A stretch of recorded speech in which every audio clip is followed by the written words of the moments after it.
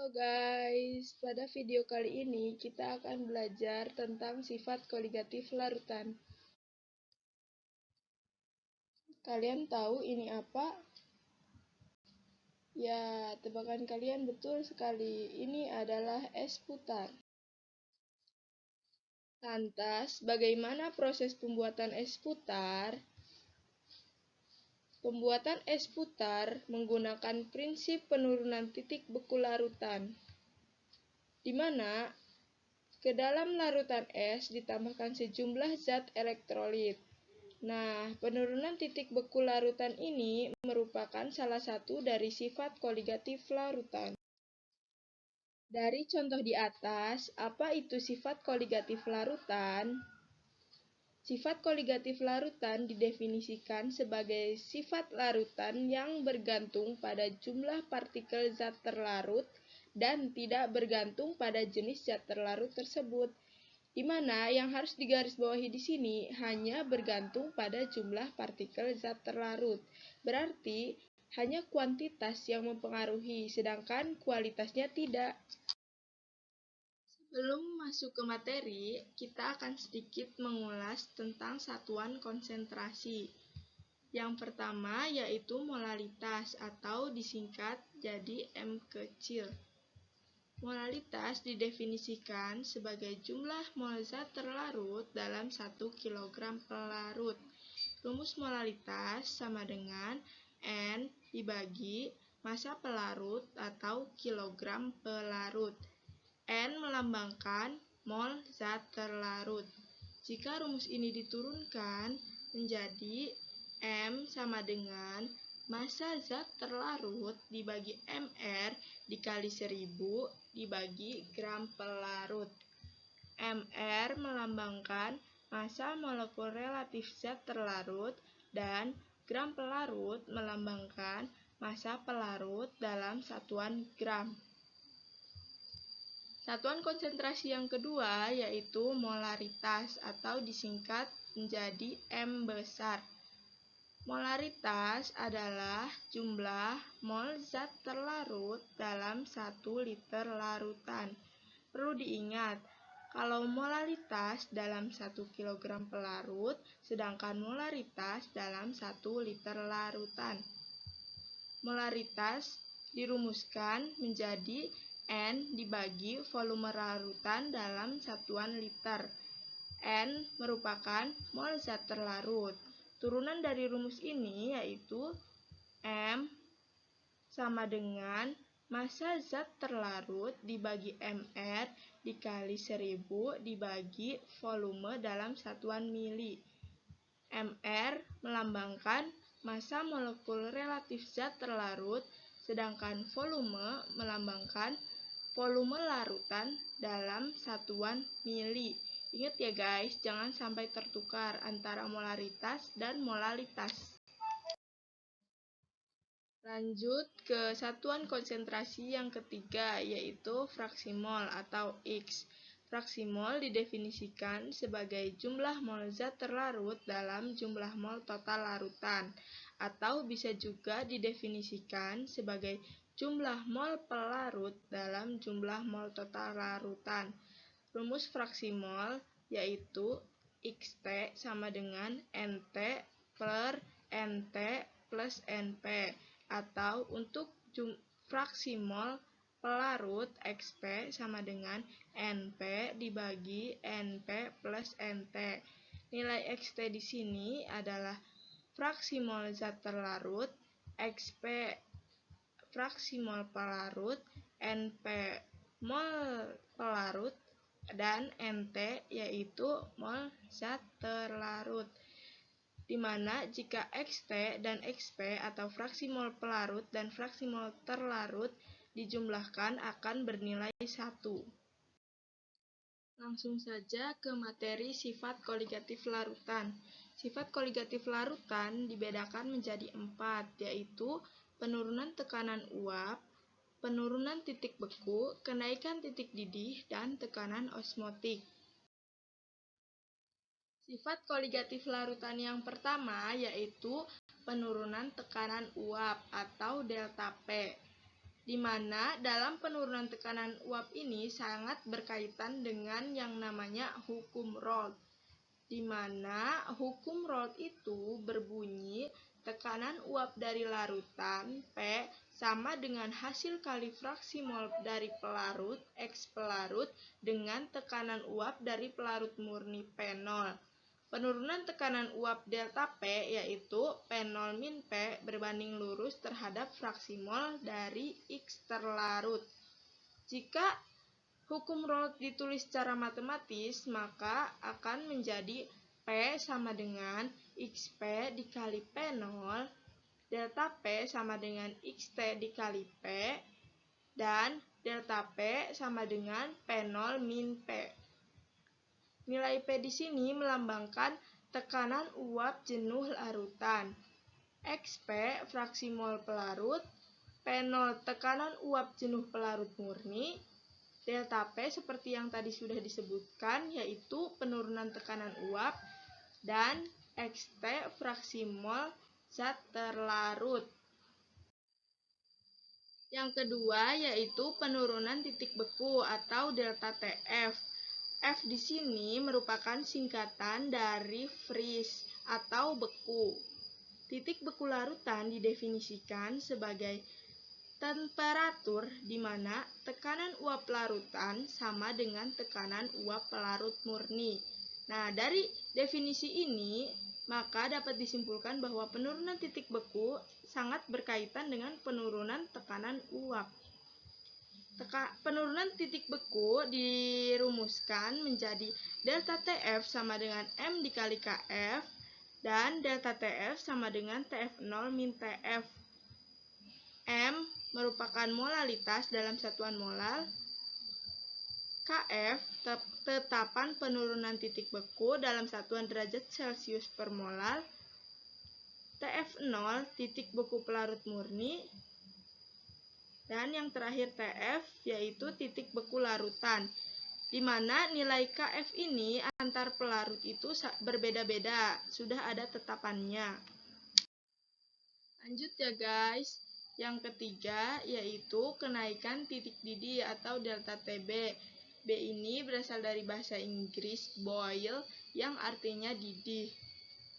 Titik didih larutan didefinisikan sebagai temperatur ketika tekanan uapnya sama dengan tekanan eksternal. Ingat-ingat ya, kalian harus bisa membedakan titik didih dan titik beku. Kenaikan titik didih dirumuskan menjadi delta TB sama dengan M dikali KB, delta TB sama dengan TB min TB0, di mana nilai M yaitu molalitas dalam satuan molar, KB tetapan kenaikan titik didih dalam satuan delta atau derajat Celcius per molar. Nilai KB di sini antar pelarut berbeda-beda, antara air, alkohol, dan semacamnya itu berbeda-beda. Nilai TB yaitu titik didih larutan dalam satuan derajat Celcius, dan TB0 titik didih pelarut atau derajat Celcius. Kalau titik didih pelarut air berapa? Ya, betul sekali, 100 derajat Celcius. Nah, delta TF atau penurunan titik beku dan kenaikan titik didih itu sangat berkaitan dengan yang namanya penurunan tekanan uap. Dalam kenaikan titik didih dan penurunan titik beku ini ada yang namanya diagram fasa atau diagram PT terhadap larutan. Diagram ini membandingkan antara tekanan dan suhu dari larutan tersebut, di mana di tengah-tengah diagram PT larutan ini terdapat yang namanya titik triple. Pada titik triple ini, fasa padat, cair, dan gas berada pada fase setimbang. Lanjut ke sifat koligatif yang keempat, yaitu tekanan osmotik atau P. Pengertian osmosis sendiri yaitu berpindahnya pelarut dari larutan encer ke dalam larutan yang lebih pekat melalui suatu membran. Nah, namanya membran ini itu adalah membran semi permeable. Sedangkan tekanan osmosis itu didefinisikan sebagai tekanan yang diberikan untuk menahan perpindahan neto partikel pelarut dari larutan dengan konsentrasi pelarut tinggi menuju ke larutan dengan konsentrasi pelarut yang rendah. Nah, ini merupakan ilustrasi dari tekanan osmosis, di mana diberikan tekanan pada pipa U tersebut, sehingga tinggi dari larutan dalam pipa U tersebut itu menjadi sama. P ini dirumuskan menjadi M dikali R dikali T. Nilai M di sini merupakan molaritas dalam satuan molar. R adalah konstanta gas ideal yang nilainya 0,082 liter atmosfer per mol Kelvin, dan T di sini merupakan suhu. Jangan lupa suhunya dalam bentuk Kelvin. Jika dalam satuan derajat Celcius, maka harus dirubah dulu ke dalam satuan Kelvin. Seperti yang kita ketahui, larutan dibagi menjadi dua, yaitu elektrolit dan non-elektrolit. Untuk sifat koligatif larutan elektrolit sedikit berbeda dengan larutan non-elektrolit, di mana harus dikalikan dengan faktor yang namanya faktor Van Hoff. Atau faktor Van Hoff ini bisa disingkat dengan I. Nilai I sama dengan 1 ditambah N-1 dikali alfa. Nilai N di sini apa, guys? Ya, betul sekali. N di sini yaitu jumlah ion dan alfa yaitu derajat ionisasi. Dan untuk sifat koligatif larutan non-elektrolit, nilai I sama dengan 1, sehingga nilai I di sini dapat diabaikan atau rumusnya tetap. Untuk larutan elektrolit, rumusnya menjadi delta P sama dengan XT dikali P dikali I, delta TF sama dengan M dikali KF dikali I, delta TB sama dengan M dikali KB dikali I, dan P atau tekanan osmotik sama dengan M dikali R dikali T dikali I. Jangan lupa ya guys, kalau larutan elektrolit dikali I, kalau larutan non-elektrolit nilai I sama dengan 1, jadi rumusnya tetap.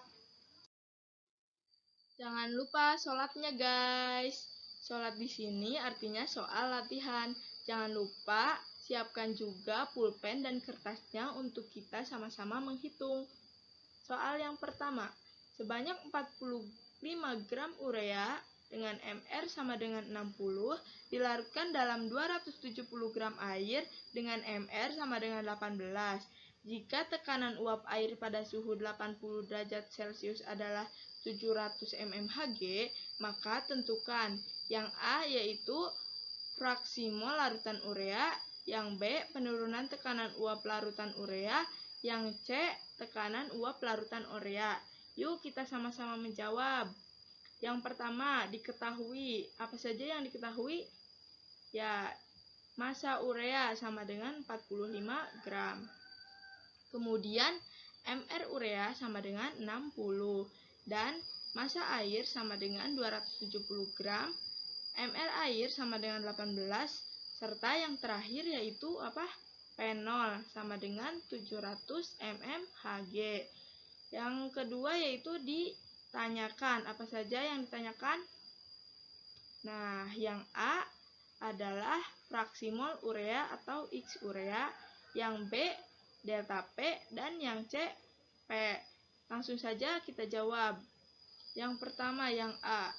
Sebelum kita mencari X urea, terlebih dahulu kita mencari N urea dan N air. Nah, N urea di sini sudah saya hitung nilainya 0,75 mol dan N air sebesar 15 mol. Langsung saja kita masukkan ke rumus X urea. Nilai X urea setelah dihitung sebesar 0,0476. Ingat ya, kalau fraksi mol itu tidak ada satuannya. Lanjut ke soal yang B, yang ditanyakan delta P, di mana delta P ini nilainya sama dengan P0 dikali X urea. Langsung saja dimasukkan ke dalam rumus sehingga didapatkan delta P sama dengan 33,33 mmHg. Langsung ke C. Yang ditanyakan mohon maaf P. Nah, kita punya rumus delta P sama dengan P0 min P. Nah, P-nya kita pindah ruas menjadi P sama dengan P0 min delta P. Nilai P sama dengan 700 dikurangi 33,33 sehingga nilai akhirnya yaitu 666,67 mmHg. Langsung saja ke soal latihan yang kedua. Suatu larutan dibuat dengan cara melarutkan 3 gram urea dalam 100 gram air. Kf air sama dengan 1,86 derajat Celcius per molar dan Mr urea sama dengan 60. Hitunglah titik beku larutan. Pertama-tama yang diketahui apa saja? Ya, yang pertama diketahui M urea sama dengan 3 gram, kemudian M air sama dengan 100 gram, Kf air sama dengan 1,86 derajat Celcius per molar, Mr urea sama dengan 60, dan titik beku air jangan lupa sama dengan 0 derajat Celcius. Yang ditanyakan apa? Ya, ditanyakan adalah TF-nya, bukan delta TF. Dijawab. Rumus delta TF sama dengan M dikali KF. Karena larutan urea merupakan non-elektrolit, jadi nilai I di sini sama dengan 1. Bisa saja tidak ditulis. Langsung dimasukkan ke dalam rumus massa zat dibagi Mr dikali 1000 dibagi gram pelarut dikalikan KF. Sehingga nilainya menjadi 0,93 derajat Celcius. Nah, ini belum selesai. Ini baru penurunan titik beku. Yang ditanyakan titik bekunya. Langsung ke rumus selanjutnya. Delta TF sama dengan delta TF0 min TF. Kita masukkan TF-nya dipindah ruas sehingga menjadi TF sama dengan TF0 min delta TF. TF-nya bernilai minus 0,93 derajat Celcius.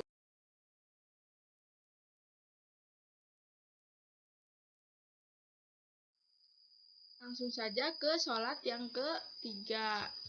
Nah, kita pakai urea lagi ya guys. Sebanyak 15 gram urea Mr60 dilarutkan dalam 400 gram etanol. Kb sama dengan 1,19 derajat Celcius per molar dengan titik didih etanol 78,4 derajat Celcius. Tentukan besarnya titik didih larutan urea dalam etanol. Yang pertama diketahui, apa saja yang diketahui? Ya, massa urea sama dengan 15 gram. Kemudian massa etanol sama dengan 400 gram. Mr urea sama dengan 60.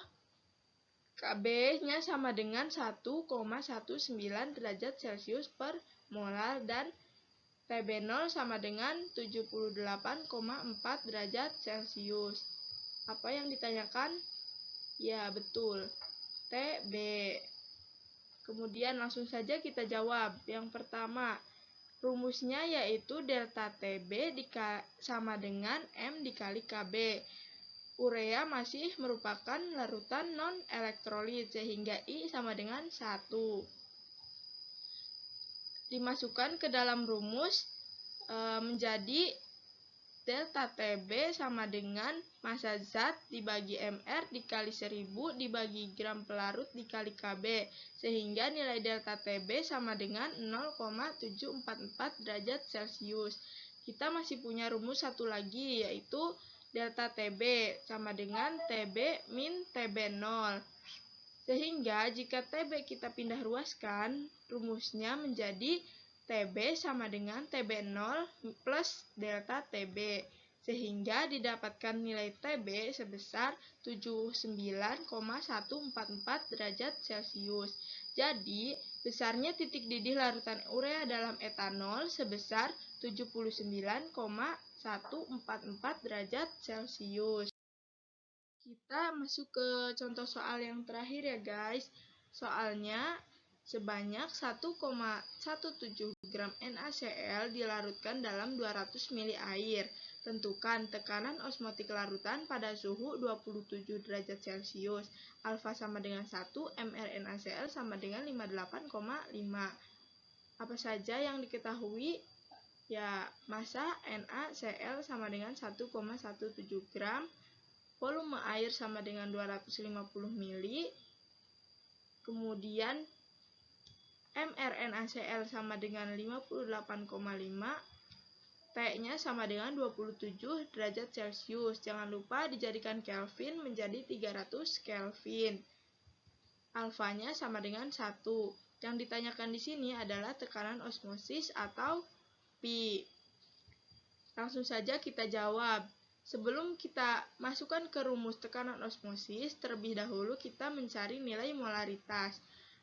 Langsung dimasukkan ke dalam rumus sehingga didapatkan molaritas sebesar 0,08 molar.